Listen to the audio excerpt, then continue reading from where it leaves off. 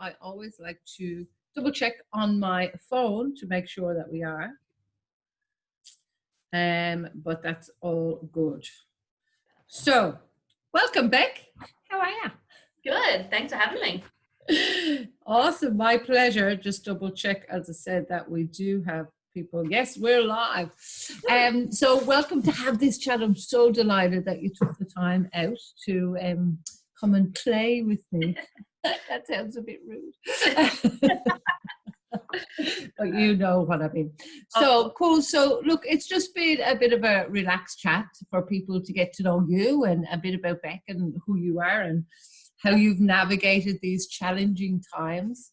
Yes. Because I do know that you've had some huge challenges around that. So kind of the first thing would be, in a nutshell, if you like, tell us who Beck was, how she kind of started to transition, and then who she is now.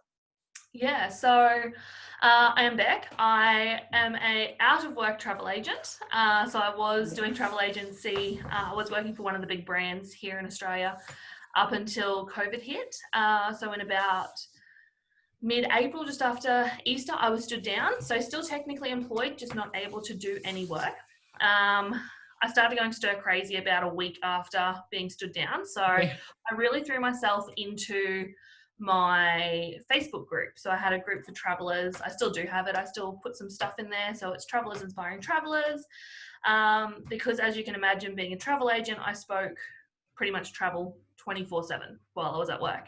So not having that was a massive adjustment. So at least with the group, I was still able to have a little chat and just do the fun stuff when it comes to travel, reminisce on old stuff, dream about the new stuff.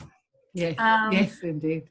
Yes. So, and now that COVID has continued and it doesn't look like travel is going to get back to normal anytime in the next few years. Whatever normal is, yeah. Yeah, exactly. So who knows where it's going to end up. So I decided to start my own virtual assistant business, which before travel, I was always in administration roles. I got about 14 years at administration. And I thought, well, you know what? I can definitely do that. It's going to give me a little bit more freedom and achieve the same sort of things that I was looking to do in my travel business. So, yeah, did that. And then went out to dinner one night and have had a full-time job sort of fall into my lap. So, right. So you're doing now the full-time job. And I would imagine after being not working for so long. So where are you based? Queensland, is it? Townsville, yeah. Townsville. So at least you have a lot of the restrictions lifted. You can go to work and you can do things like that. So how does it feel to go, oh, I can go back out to work? And obviously the income that you've, lost in that meantime, I know, excuse me, that there was, provisions made for people that were stood down and things like that. But still, the stir crazy and also the finances wouldn't be the same because there's no bonus opportunity and things. Exactly. Yeah. So how did you navigate that? Yeah, it was really, really hard. The stir crazy, I just needed to find something to do to occupy my time because since I started working at 14, I pretty much, the only time I've ever been sort of unemployed since was maybe 2 or 3 months. And even then I was going stir crazy. I needed something to do. So I pretty much just had to channel my energy. I did a few courses. I did some personal development stuff. That's how I met you. I did my course, media, and really enjoyed that. So that's sort of how I've ended up in this new full-time role, which is a lot of it is based around marketing and especially social media stuff. So beautiful. It's really opened the door to a lot of extra things. And with the income, like thankfully with so many people going through the same thing, like we were able to get JobKeeper. I know with some certain bills and that you were able just to mention that you had been stood down and that, so you got a bit of assistance in those places too. So yeah, it certainly was. So with the and look, this is the journey of people who are in any way, shape or form wanting to work for themselves. It's that okay, I want to do that, but hang on, financially I can't, so I have to go back to work. And there's this juggle that goes on, and it sounds like you're right in the middle of it right now. So what about your VA business that you had just started? Will that continue or will that be Yeah, so I literally launched it on the Monday, and then on the Thursday, this job sort of just popped up at dinner. Yeah. But yes, I am still going to do, like, take on a few clients to be able to do stuff outside of work hours. I still really am interested in doing all of that. Yeah. It was very much based around administration, bookkeeping, and social media. So the idea going forward, now that I have this full-time job, is to be able to focus on things that don't need to be sort of actioned in real time. So Yes. doing social media and scheduling stuff and putting reminders in just to click post or something like that. And bookkeeping that can always be done in arrears or in advance. So it's usually a couple of days, a couple of hours here or there throughout the week. So it doesn't have to be done right at this moment. So Yeah. It's not a full-time anything job. that doesn't need real time responses. Yeah. Cool. And tell me, who is it that in a VA perspective, who is it that you help the most? Who is your ideal client? I think I've been trying to sort of pinpoint that. And I think small businesses, even people in coaching, where they're maybe not all that excited about doing the admin side of things, but they got into their business to help people. So I really like to support people that probably a little bit more established and sort of have their techniques in place and that you can sort of just piggyback straight off and just go, okay, cool, we can make adjustments here and there and just little tweaks, as opposed to setting up whole new systems, especially that background support for somebody that is I guess leveling up, that doesn't want to do all that nitty gritty stuff and that sort of stuff. Yeah. And then I'm guessing, and I'm purely guessing here, that is kind of a minimum hours, but it's not necessarily maximum, so it's ad hoc, if you like. Yeah, 100%. Cool. So and look, I have met you, as you said, through some courses, and what struck me about you was that, yes, you have been stood down, and, you know, technically you had no idea when it was ever going to come back, but you didn't sit and do nothing. Yeah. You absolutely didn't. And although I remember part of that course is you come out and you go start doing events and meetups, and you go, well, what can I do on the bloody year? The travel is closed. Yeah. You still kept going. And that's really to be commendable, because some people go, well, I can't do anything, so I won't. Yeah. And that flexibility to be able to change and go, okay, I need to focus on something, is how you've come to where you are as such. I mean, if that job hadn't have come up, you would have just gone ahead with the VA and built that, I'm sure. Yeah. So what's the biggest factor in all that helps you maintain that drive? I think it's mindset. So pretty much everything comes back to having the right mindset. And I mean, it's very easy to get sucked down the rabbit hole and sit on the couch depressed because you've got nothing, sort of no purpose as such when you're not working. So I did the TV thing for about 2 days and went, oh no, I can't watch a single another minute of TV. I'm out. I need to find something that's going to occupy my brain and give me something to think about and problem solve, because I do really like problem solving.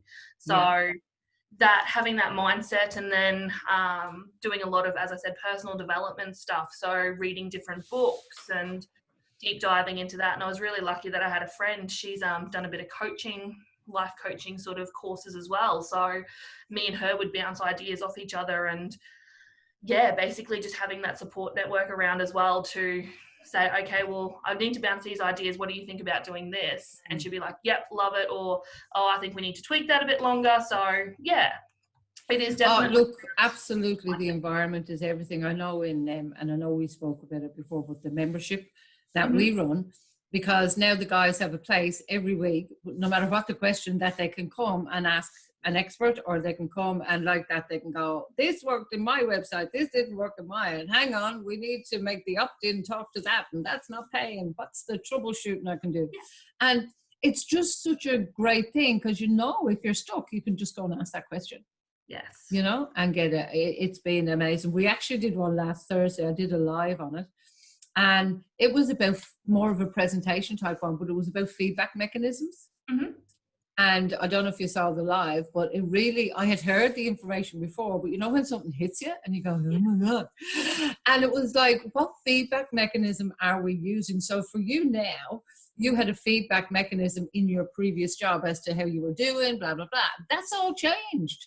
Mm-hmm. So what feedback mechanisms are you now making, creating, whatever word you want to put on it, to make sure that we're on track? So, and a big thing that came up for me was I've been trying to lose some weight again. Mm-hmm.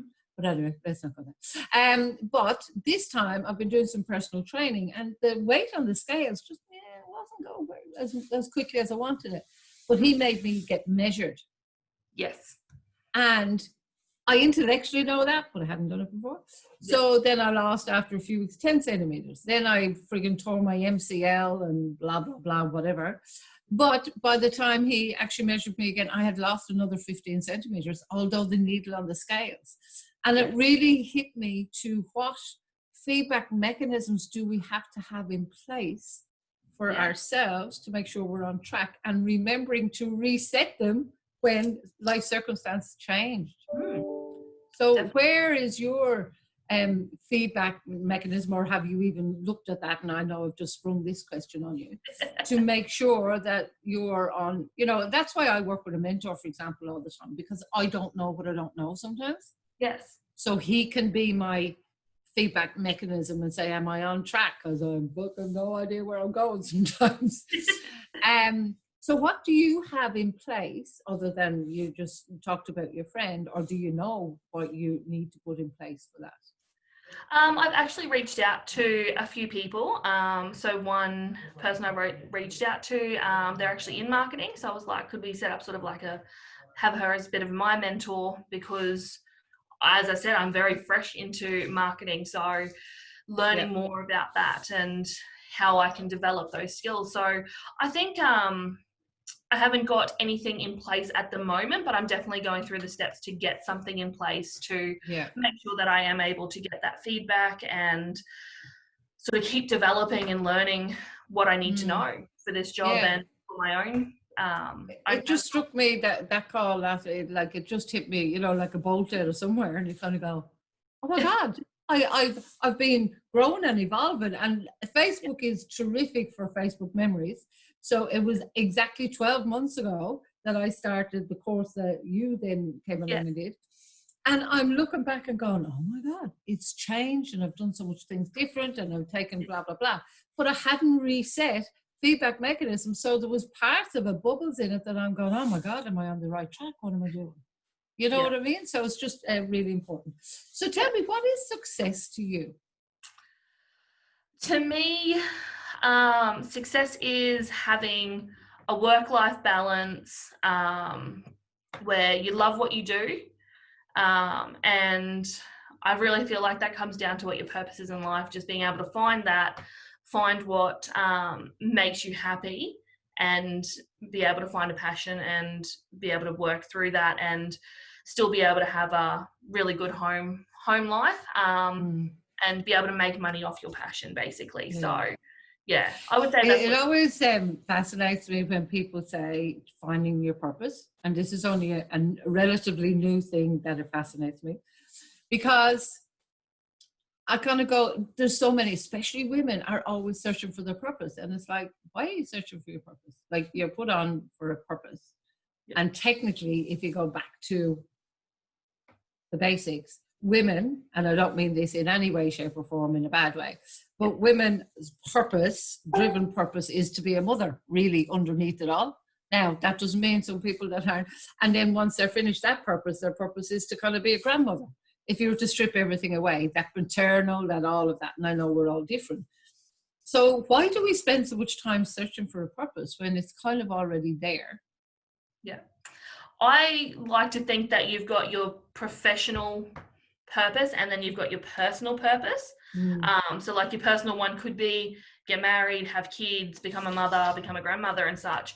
But for me, I always feel like there's something missing. Like, it's not just for me, there's something else there. So like, my purpose is helping people, which I found I'm still developing my purpose. I haven't completely found it. I've read a few books about how to sort of narrow it down, but I really like to support people and help where I can. Yeah.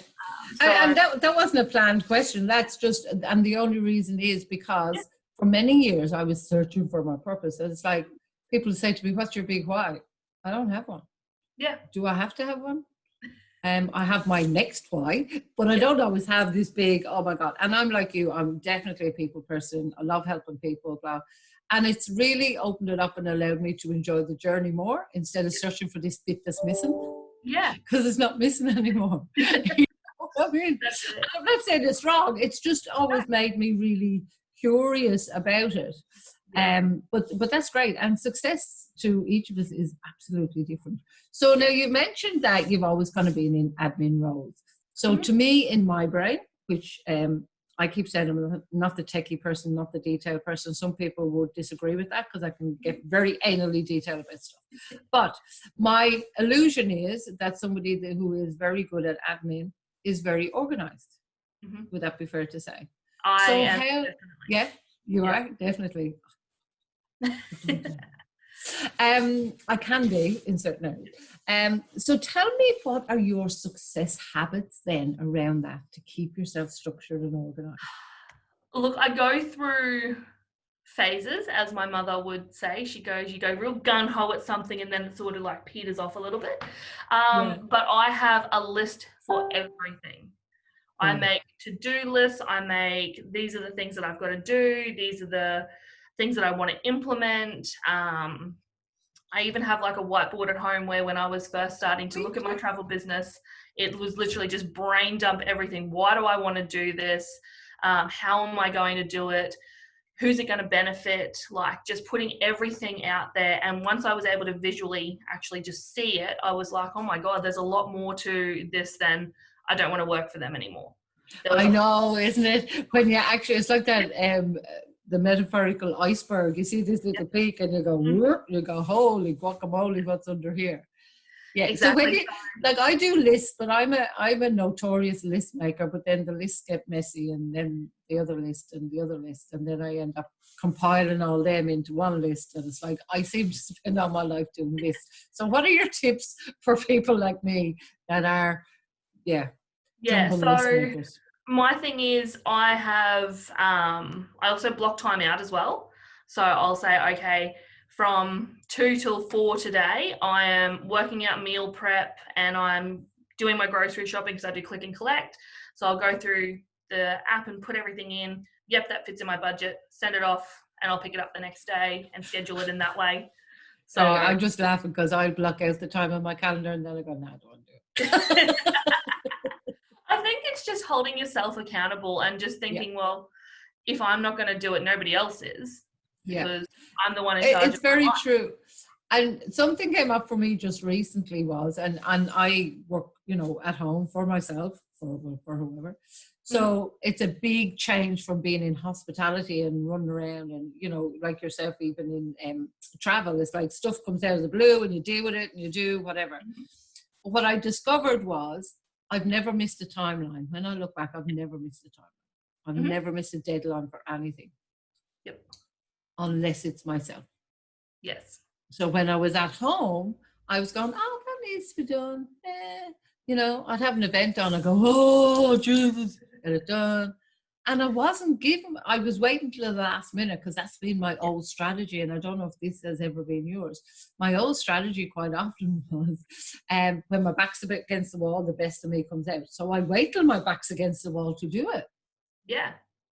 Like studying at the last minute, not that I ever studied. But that's what I did. I would always wait to the last minute, and it's a habit that I've been working hard now to break and actually give myself deadlines that are earlier to make sure the stuff's done. So do you put deadlines on your stuff? I do. I'm very much the same as you. I work best under pressure. So I sort of just wait until it gets to that point and I'm like, oh, okay, pressure's setting in now. Let's go. But yeah, definitely having timelines on things. So like every Monday, or actually every Sunday, I put in my grocery order. Every Monday I get it picked up. I pick it up and then I'm able to start meal prepping.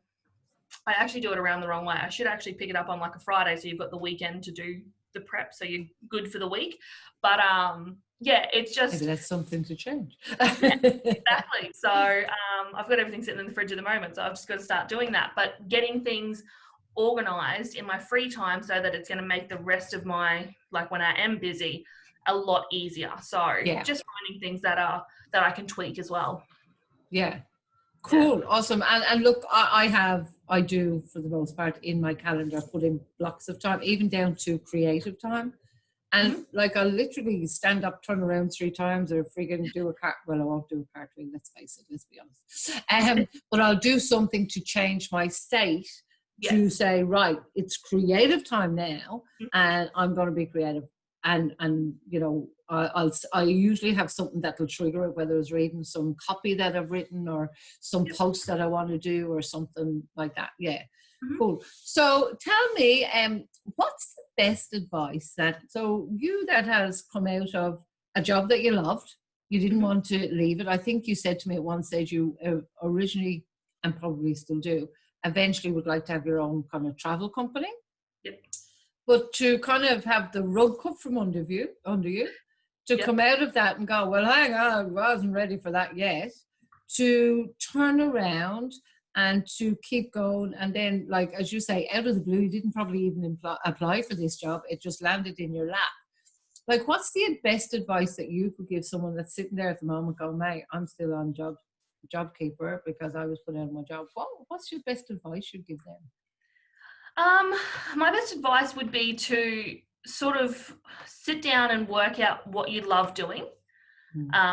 Because I mean, I love to travel and I love talking travel, but there are other things that I like doing as well. So try and find things that you do enjoy doing and factor in time for that. So I know when I first was stood down, I was making up our photo books from our previous travels because I love doing that. It was still travel related. Find things that are related to what you love. So if you were in travel, find little bits and pieces that you can do to sort of add on to it, or get involved with a volunteer group or something or get involved with like even a Facebook group, and that sort of fits in with your interests, and that's going to keep you sort of motivated and involved in that area. So if you're in hospitality down in Victoria where everything's locked down, you may be able to find something online that's like foodie reviews or something like that, where you can go in and you can review different things that you've done and seen and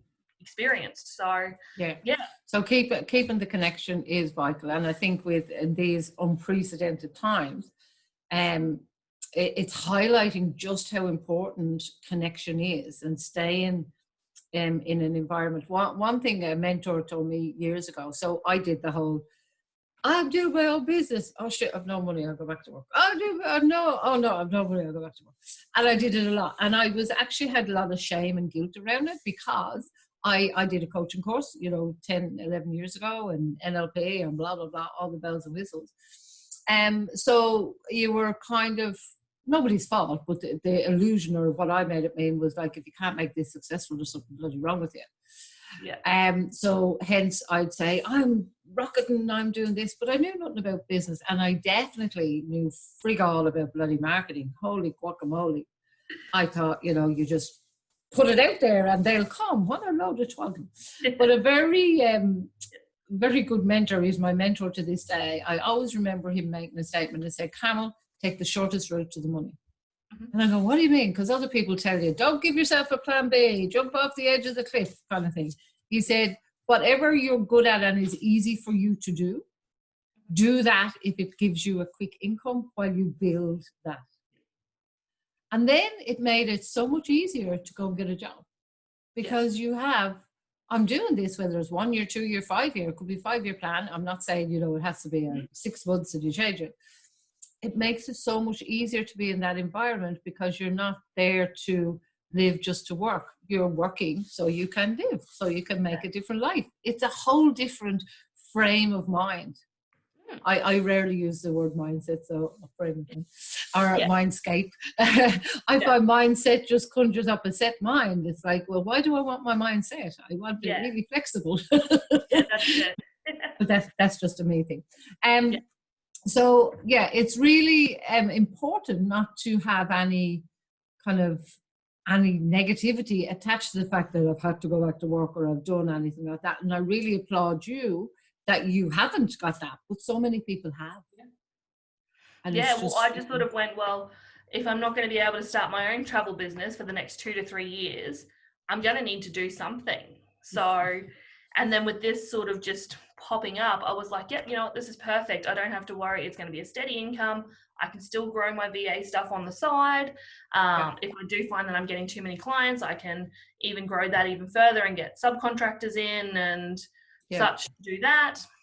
I mean, and learning the definitely ways- marketing, because now you're going into a role that needs the skill of marketing. But, and this is what I love, but you're getting paid to kind of learn that to use down the road here, because it's a skill. And that's the thing, you know, we intellectually, and you're a clever girl, we do all these courses and we intellectually know what to do. But it's like going out swimming and they show you the stroke. Well, I can see how you do the stroke and you kick your legs or whatever, but until I get in the water and bloody do it and build up that skill. My dad used to say, what did he used to say? I do the anchor stroke. And I go, what's that? 2 strokes and I used to sink every time. But then he was a bit scared of the water, so he wouldn't practice. So therefore he wouldn't build up the skill. So by you building up that skill, which I think is amazing, it's fallen into your lap. It's kind of like the universe is telling you you're on the right track. Here you go. I'm going to pay you to learn the skill that you need to grow your own business. How amazing is that? Exactly. That's so cool, and I'm so happy for you. I didn't even know that till we got on to today, obviously. So what other questions? So what is this one I love, and it brings up quite a lot of what is the silliest question that silliest thing that you've ever heard people say about you? Ooh, that's a good question. Thank you. I thought of it all on my own.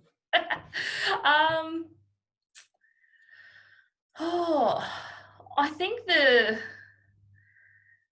the silliest thing would be that I'm a real tomboy. Because yes, I did used to play footy and I did used to do a lot of guy sort of things, but I actually really like getting my hair done. I like getting my nails done. I'm really actually quite girly. I do joke all the time and say thank God that I got pretty decent eyebrows and I don't have to do anything with them, because I would be the world's worst girl with getting my eyebrows and such done. But had I been born like that, I wouldn't have had a choice. It just would have been something that would have had to be done. So I think where people sort of try and pigeonhole me into, oh, you're a real tomboy sort of person, that's probably a bit silly to me, because I'm like, no, I'm a bit more complex than that. I do the girly stuff as well. So cool. That's probably awesome. So can you believe we've been talking just 30 minutes already? I know. So tell me, if somebody did want to get in contact with you, to avail of your VA type services, how can they get in contact with you? I have a Facebook page.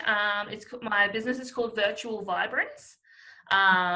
So it's just Virtual Vibrance. You can find on Facebook, on Instagram. I haven't set up a website just yet, because I think my Facebook page is sort of covering all the information that I would have on a website that's anyway. Okay to start. And I know on Facebook you're under Beck, aren't you, rather than Rebecca? Yeah. Oh, actually, I forgot to change my name on here. But yes, if you are looking for me on Facebook, I believe Carmel's tagged me anyway. It's Beck Beutel. Yeah. Yes. Oh, well, I did try, but it worked or didn't work. But that's okay. So after we finish this, please put the link underneath of your page so that people can see it, because I know that there's lots of people that need your help, and I know that you're an amazing young lady. So it's been my pleasure to be chatting to you. Thank you. Pleasure. That's okay. So I'm going to just pause Facebook. And say, sorry, I'll stop the recording and let's have a chat for a sec.